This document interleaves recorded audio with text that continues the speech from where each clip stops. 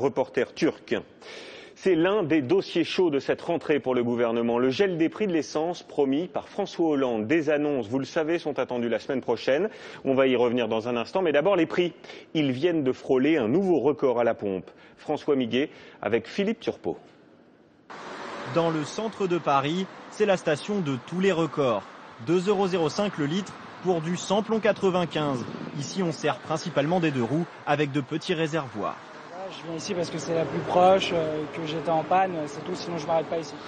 Et pour rouler, il va falloir se serrer la ceinture, car le prix du samplon 95 tutoie le record de la mi-avril à environ 1,63 € le litre. Côté diesel, c'est la même tendance. Mi-août, on était à 1,45 € en moyenne, presque au niveau record de la mi-mars. Dans cette station d'Aubagne, près de Marseille, les clients jugent les tarifs trop élevés. Ça augmente trop vite. Et en plus, j'ai une voiture qui consomme beaucoup.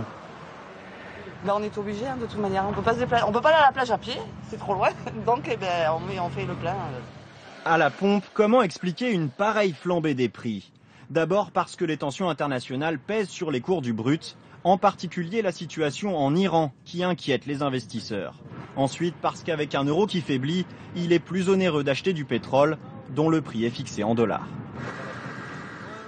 Alors ce gel des tarifs voulu par le gouvernement est-il réaliste, souhaitable? Plusieurs pistes sont à l'étude et l'équation est difficile. Comment font nos voisins européens? Y a-t-il une mesure idéale? Réponse Elsa Mondin-Gava avec nos correspondants en Belgique, en Allemagne et au Royaume-Uni. Au Royaume-Uni, le litre de super samplon s'affiche à 1,72 €. 1,77 € chez nos voisins belges, 1,76 € en Allemagne, pire 1,81 € en Italie. Des prix des carburants élevés et des tentatives pour les contenir.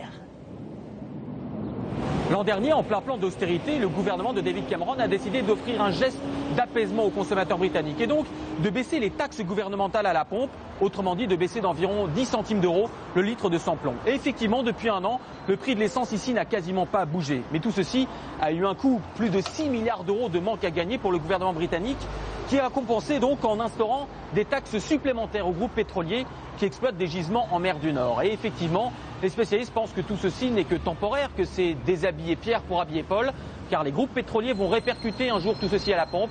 Le gouvernement britannique a prévenu, dès janvier 2013, le litre d'essence augmentera à nouveau de plus de 4 centimes d'euros.